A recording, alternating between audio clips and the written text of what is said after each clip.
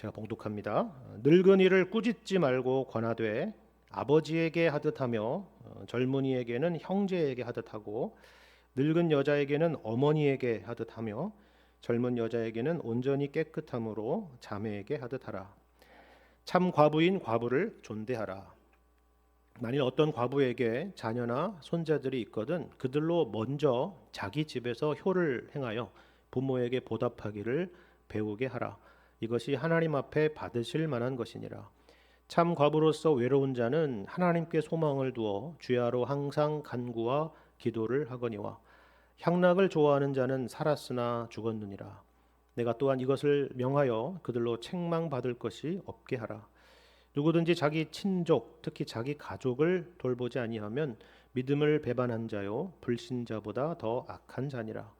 과부로 명부에 올릴 자는 나이가 60이 덜 되지 아니하고 한 남편의 아내였던 자로서 선한 행실의 증거가 있어 혹은 자녀를 양육하며 혹은 나그네를 대접하며 혹은 성도들의 발을 씻으며 혹은 환난 당한 자들을 구제하며 혹은 모든 선한 일을 행한 자라야 할 것이요 젊은 과부는 올리지 말지니 이는 정욕으로 그리스도를 배반할 때에 시집 가고자 함이니 처음 믿음을 저버렸으므로 정죄를 받느니라.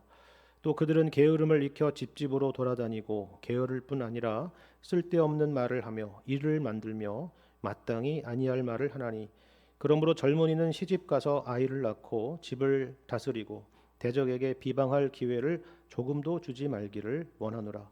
이미 사탄에게 돌아간 자들도 있도다. 만일 믿는 여자에게 과부 친척이 있거든 자기가 도와주고 교회가 짐지지 않게 하라. 이는 참 과부를 도와주게 하려 함이라. 아멘.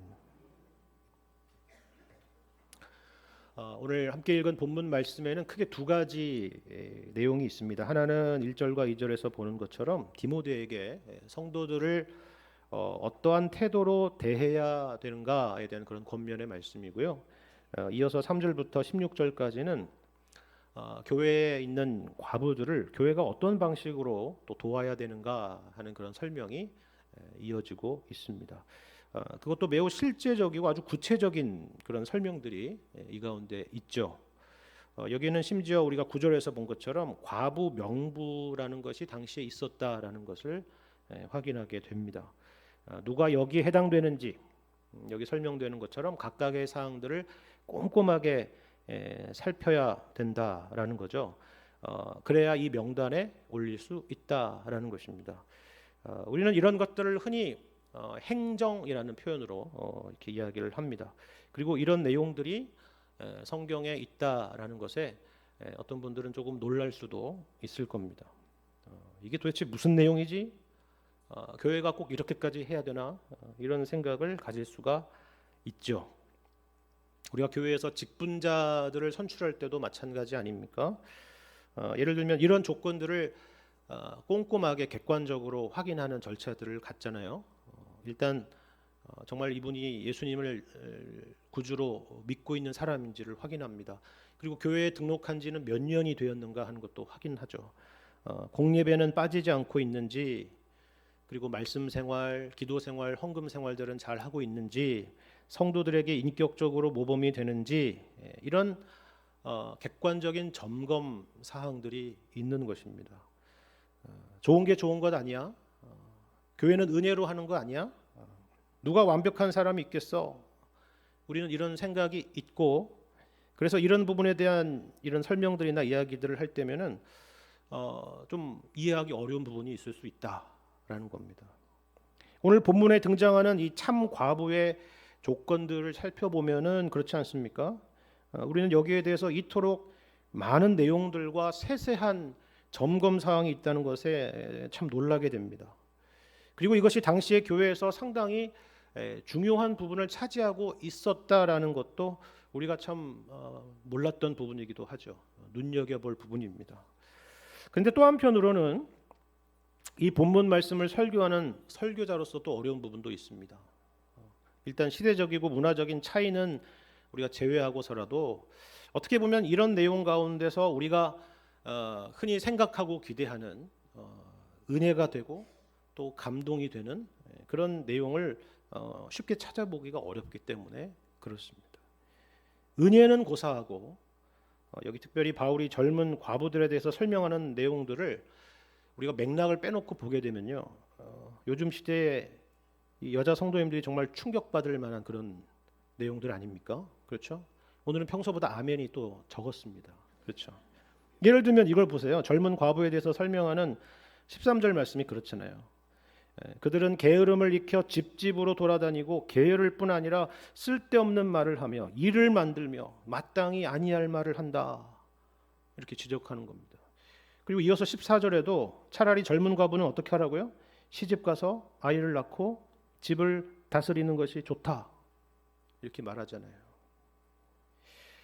우리 시대에서 이 말씀을 그냥 앞뒤 다 맥락을 제외하고 당시의 상황을 다 제외하고 이런 표현들을 보면은 분명히 좋은 내용으로 들리지 않을 수도 있을 거다 이런 생각을 하게 됩니다. 오해하기 딱 좋은 말씀이죠.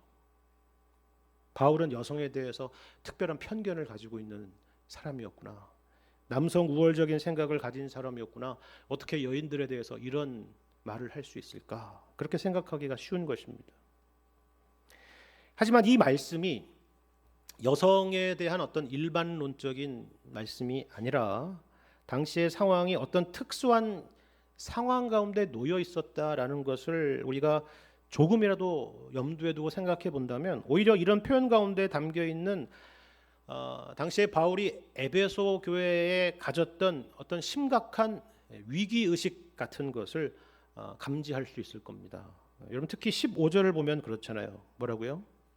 이미 사탄에게 돌아간 자들도 있다라는 것입니다. 여러분 이건 심각한 거 아닙니까? 그렇죠? 당시에는 이처럼 젊은 과부들을 타겟으로 하는 거짓 교사들과 이단들이 있었고 이것이 꽤 효과적이었던 것으로 보입니다. 특히 디모데 후서 말씀을 여러분 보면요, 당시에 어떤 상황이었는지를 대충 짐작할 수 있는 내용이 있는데 이런 내용입니다. 디모데후서 3장 6절 이하의 내용을 제가 읽겠습니다. 그들 중에, 그러니까 거짓 교사들이나 이단들 중에 남의 집에 가만히 들어가 어리석은 여자를 유인하는 자들이 있으니 그 여자는 죄를 중히 지고 여러 가지 욕심에 끌린 바 되어 항상 배우나 끝내 진리의 지식에 이를 수 없느니라. 얀네와 얀브레가 모세를 대적한 것 같이 그들도 진리를 대적하니 이 사람들은 그 마음이 부패한 자요 믿음에 관하여는 버림받은 자들이라 라는 설명입니다.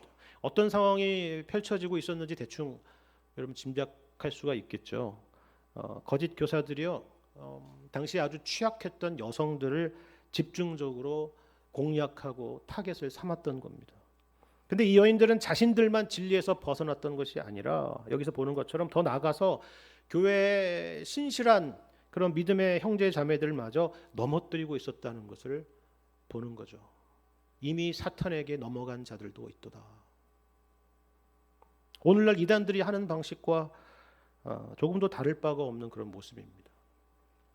사도 바울은 이처럼 어떤 여성에 대한 편견 때문이 아니라 에베소 교회가 처한 구체적인 이런 영적인 위기의식, 위기 상황 가운데에서 교회를 보호하려고 했던 것입니다. 우리가 지난 주일에 교회의 건강에 대해서 함께 살펴보지 않았습니까?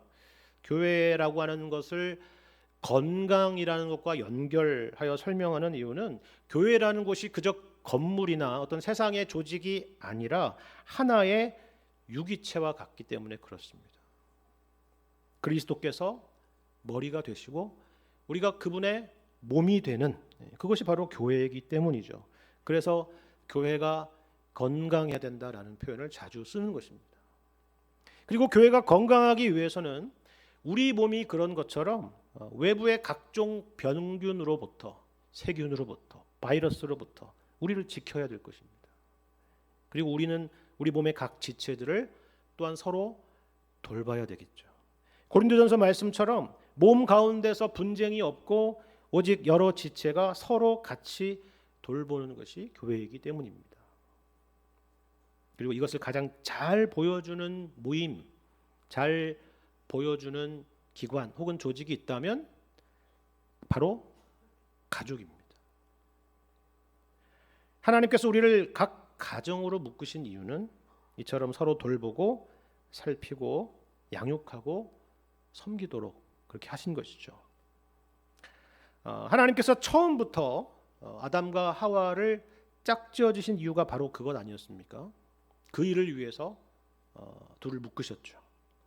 그리고 동생 아벨을 살해하였던 가인에게 내 아우 아벨이 어디 있느냐라고 물으셨던 이유도 마찬가지입니다. 그때 가인이 그러잖아요. 뭐라고 얘기했습니까? 내가 내 아우를 지키는 자니까 라고 감히 하나님께 항변하였습니다. 여기에 대한 하나님의 직접적인 대답은 성경에 없지만 만일에 하나님께서 대답하셨다면 이렇게 대답하셨을 겁니다. 당연히 그렇다고. 가인 네가 아우를 지키는 것이 마땅하다고 그렇게 말씀을 하셨을 겁니다. 왜냐하면 그것이 바로 가족이기 때문이죠. 우리는 10계명에서 5계명을 잘 알고 있고요. 이 계명의 무거움과 또 중요성을 너무나도 잘 알고 있습니다. 그리고 더 나아가서 이 계명이라고 하는 것이 한 가정을 넘어서 구약에서 이스라엘 백성 전체에게로 확장되는 것을 우리는 성경에서 볼 수가 있습니다. 예를 들어서 시편 68편에서는요. 하나님이 고아들의 아버지이며 과부들의 재판장이라는 말씀이 있습니다. 그런데 동시에 구약 곳곳에서 너희 이스라엘 백성들이 바로 이들을 돌보고 살펴야 된다라고 말씀을 하고 있습니다. 다시 말해서 이스라엘 공동체가 가족이 되어야 된다. 하나님의 가족이 되어야 된다라고 말씀을 하는 것입니다. 구약만이 아니라 신약으로 넘어와도 마찬가지입니다. 여러분 예수님께서 과부들에 대해서 얼마나 큰 관심을 가지고 있었는지 예수님의 말씀과 또 예수님의 행적을 보시면 우리가 잘 알 수가 있습니다. 더군다나 심지어는 예수님께서 운명하시기 직전인 십자가에 달리신 바로 그 상황에서도 제자 요한에게 당시에 과부였던 어머니 마리아를 부탁하지 않습니까?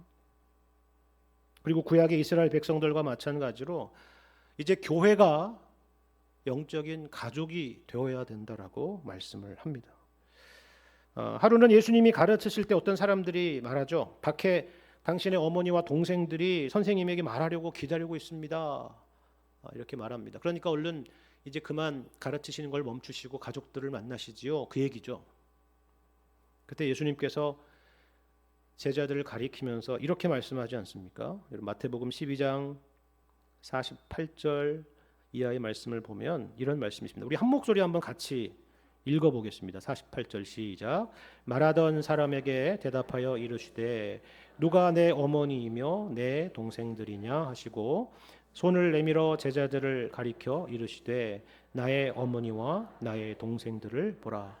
누구든지 하늘에 계신 내 아버지의 뜻대로 하는 자가 내 형제요 자매요 어머니이니라 하시더라. 그렇죠.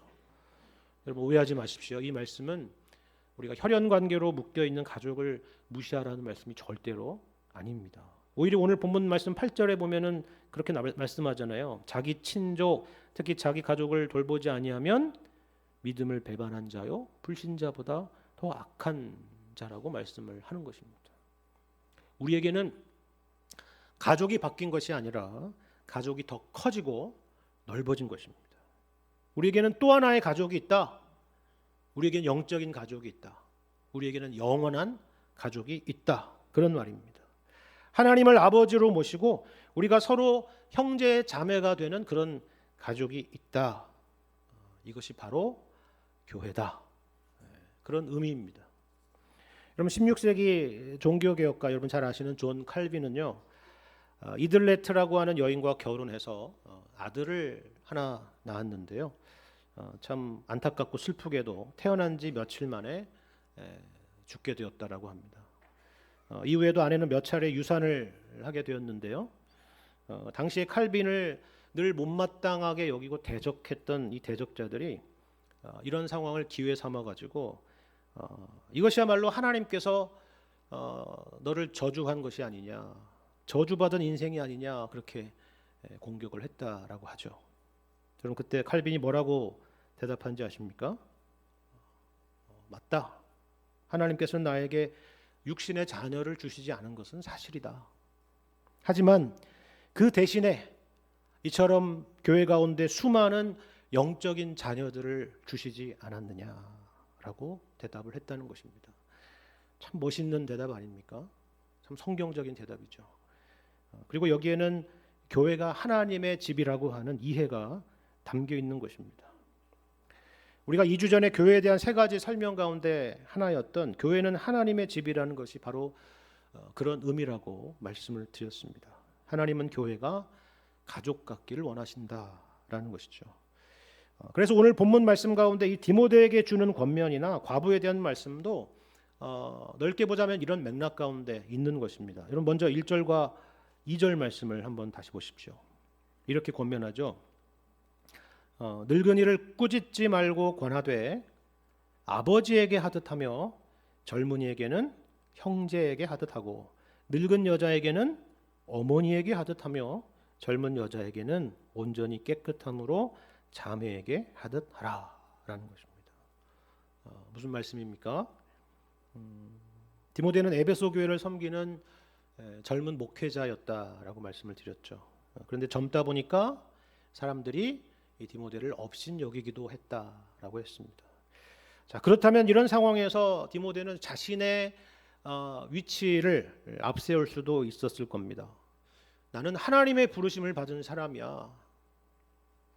공적인 자리에서 안수받은 사람이지. 교회에서 나는 이런 역할을 맡은 사람이야 라고 말하면서 목소리를 높일 수도 있었겠죠. 그러니까 내 말을 들으시오 라고 할 수도 있었겠죠. 꼭 목회자만이 아니라 교회에서 여러 가지 직분을 맡으시고 뭐 회장을 맡으시고 부서장을 맡으신 분도 마찬가지일 것입니다. 근데 어떻게 하라고요? 그렇게 하지 말고 아버지와 어머니와 형제 자매에게 하듯 하라라는 것입니다. 왜요? 우리가 주 안에서 한 가족이니까. 그래서 서로 존중하고 사랑해야 된다라는 그런 말씀입니다. 자, 그러면 3절 이하의 이런 과부에 대한 말씀들은 또 어떤 의미일까요? 여러분, 과부가 누굽니까? 쉽게 말하면 과부란 남편이 없는 혹은 가족이 없는 그런 사람들을 말하죠. 의지할 것이 없는 그런 사람들을 말합니다.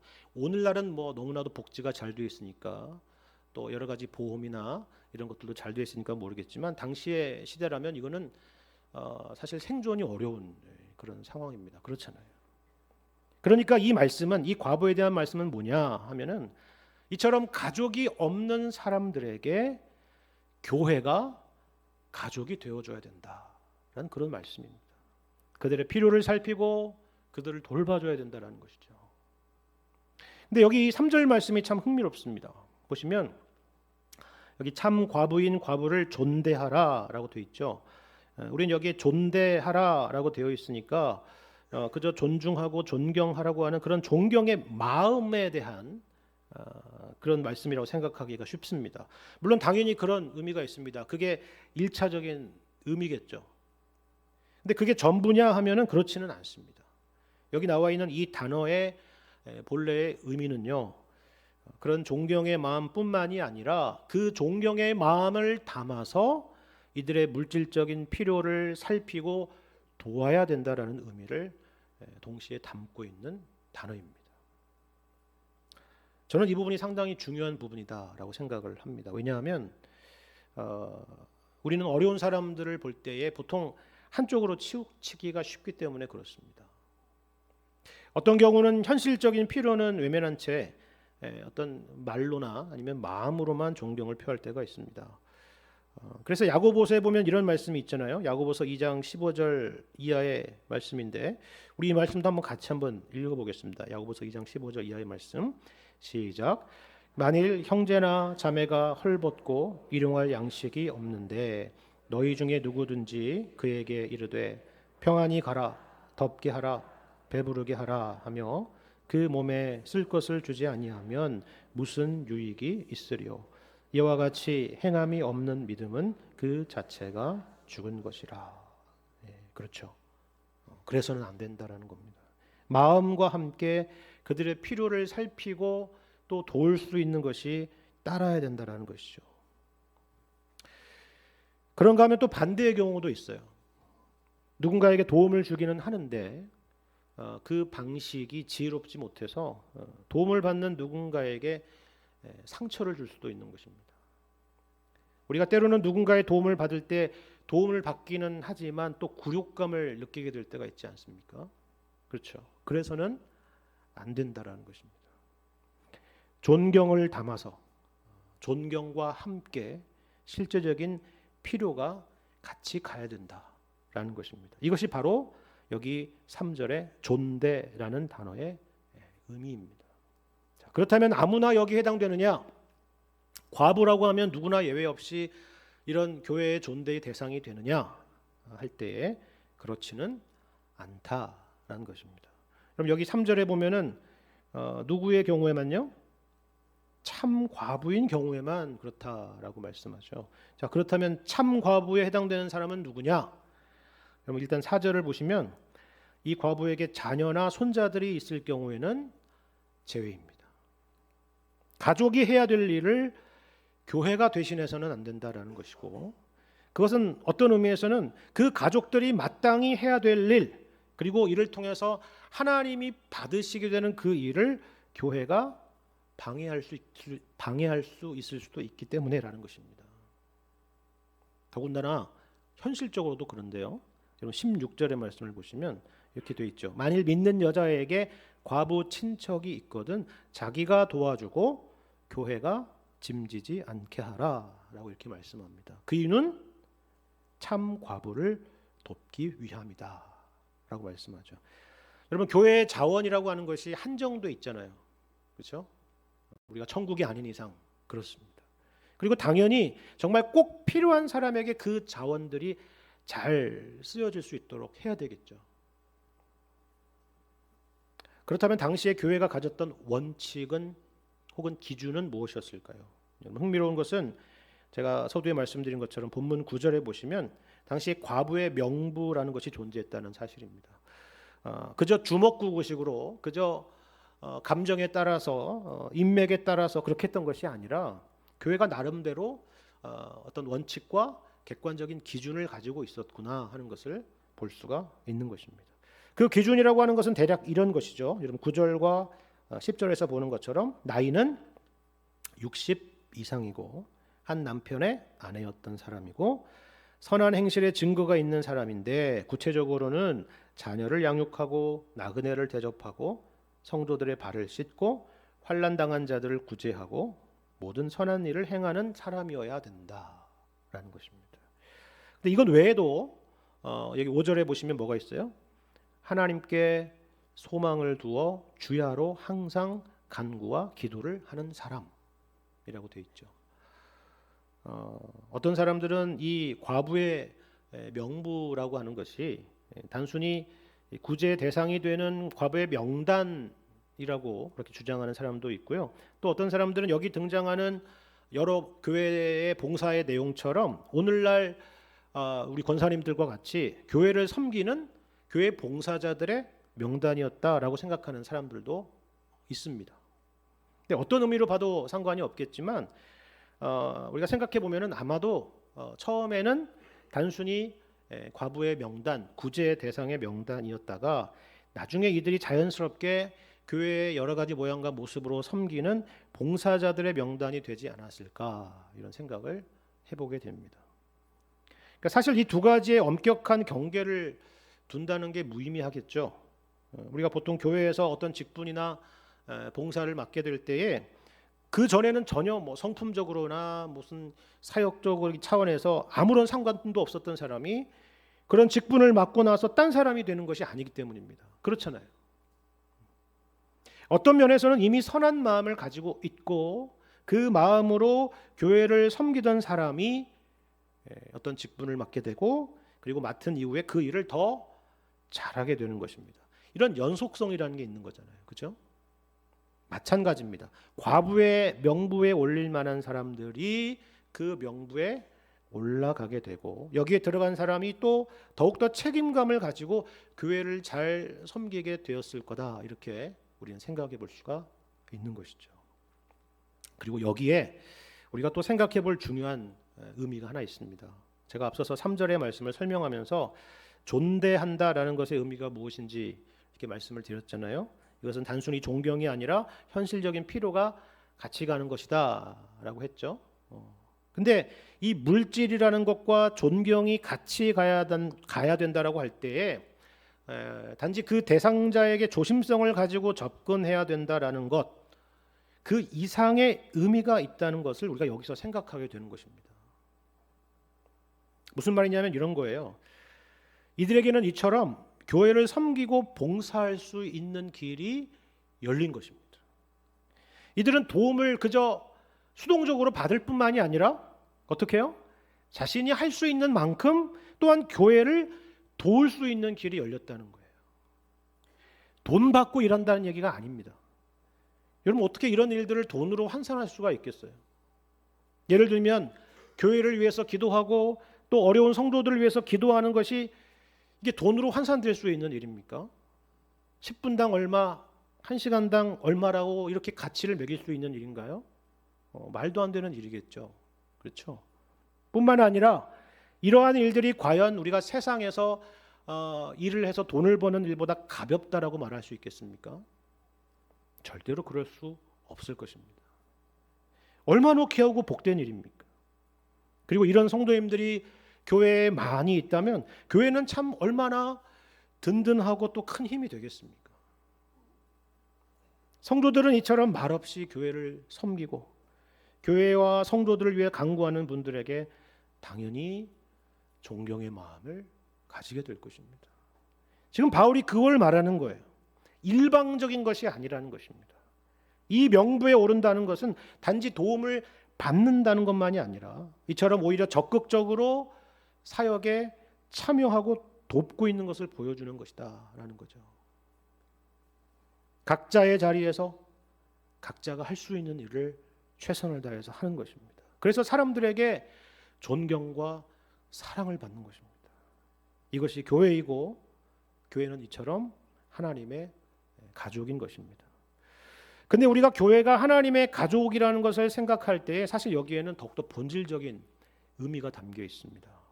우리가 하나님의 가족이라고 하는 말은 하나님이 우리의 아버지가 되신다라는 그런 의미 아닙니까?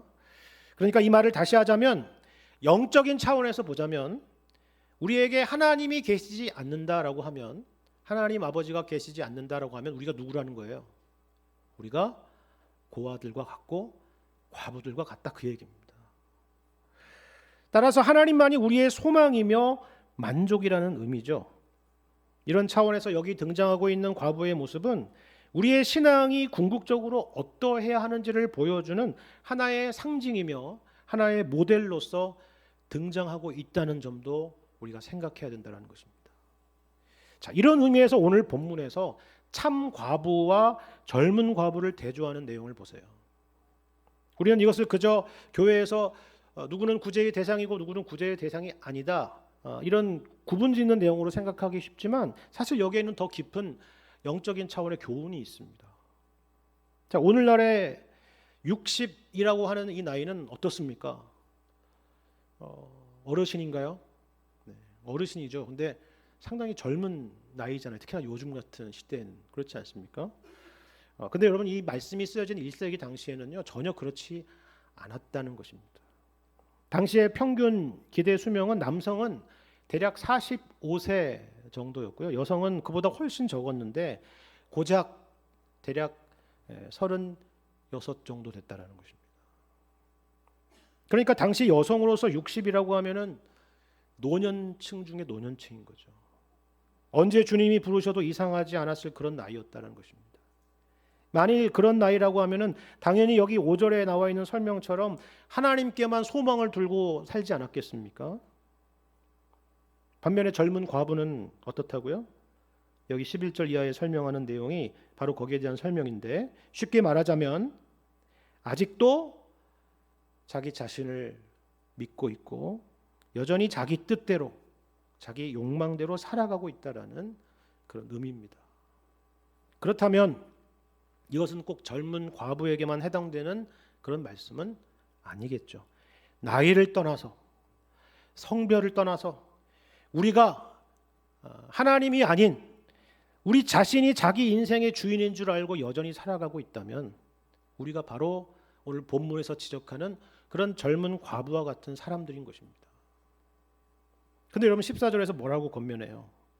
14절, 그러므로 젊은이는 시집가서 아이를 낳고 집을 다스리고 대적에게 비방할 기회를 조금도 주지 말기를 원하노라. 그렇죠? 그냥 보면 참 이상한 적용처럼 보여요. 근데 여기에 우리 모두에게 해당되는 굉장히 중요한 적용점이 있습니다. 쉽게 말해서 우리가 혼자가 되고 홀로 자유롭게 되는 것이 복이 아니라 매임 속에서 오히려 복이 있다라고 하는 역설적인 진리를 우리에게 보여주는 것입니다. 거기서 오는 유익이 있다라는 것이죠.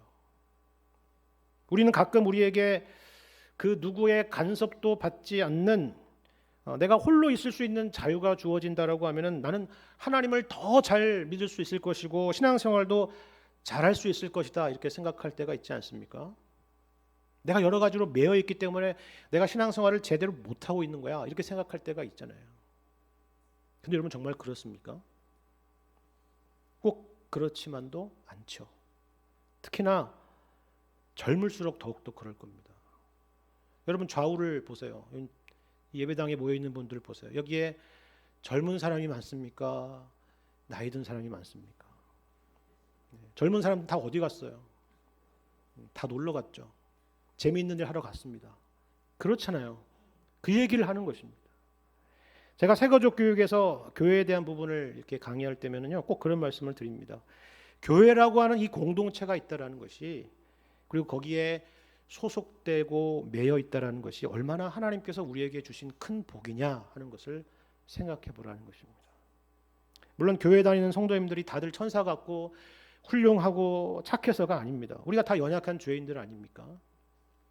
그래서 실수도 하고 또 생각이 달라서 부딪히기도 하고 또 마음이 상할 때도 있죠. 하지만 그러면서도 또 한편으로는 그래서 기도를 하게 되고 그래서 신앙이 깊어지기도 하고 그래서 우리의 성품이 빚어지기도 하는 것입니다. 여러분 예를 들어서 우리 몇 년 전에 있었던 코로나 팬데믹 시기를 한번 생각해 보십시오. 우리가 거의 강제로 우리 의지와 상관없이 홀로 신앙생활을 하게 되는 처지에 다 들어가지 않았습니까? 그래서 우리의 신앙이 그때 훨씬 더 좋았나요? 그 누구도 그때가 교회로 우리가 이렇게 모일 때보다 훨씬 더 좋았다고 내 신앙이 그때가 더 나았었다고 말하지는 못할 것입니다. 그런 것입니다. 우리에게 가정이 있다라는 것, 우리가 일주일 중에 주일이 있다라고 하는 것, 교회가 있다라고 하는 것, 어떤 면에서 보면은 이것은 우리를 매이게 하는 것 같고 자유롭지 못한 것이라고 볼 수 있을지도 모르겠지만 그래서 지금 우리가 있는 것입니다. 이것이 하나님께서 우리에게 주신 복이라는 것이죠. 이처럼 우리가 하나님의 교회이며 하나님의 가족입니다. 그러므로 우리는 가족처럼 서로를 존경하고 사랑해야 됩니다. 그리고 가족이 없는 이들이 있다면 서로에게 가족이 되어야 됩니다. 누가 누군가를 일방적으로 돕는 것이 아니라 서로가 서로를 다양한 방식으로 우리는 돕고 섬기는 것입니다. 그리고 무엇보다도 우리 모두가 영적인 고아이며 영적인 과부라는 사실을 기억하시기를 바랍니다. 하나님 외에는 이 땅에는 우리의 진정한 만족이 없고 기쁨이 없고 안식이 없습니다. 우리는 홀로 설 수 없고 그래서 주님께서는 우리를 홀로 두지 않으셨습니다. 그래서 우리에게 가정을 주셨고요. 이처럼 우리에게 가족 같은 교회를 주신 것입니다. 주님께서 베풀어 주신 이 놀라운 은혜를 여러분 기억하시고 이 은혜에 감사하시며 또 장차 우리가 영원히 누리게 될 하나님 나라의 공동체를 꿈꾸며 또 소망하며 살아가시는 여러분과 제가 되기를 주님의 이름으로 간절히 축원합니다.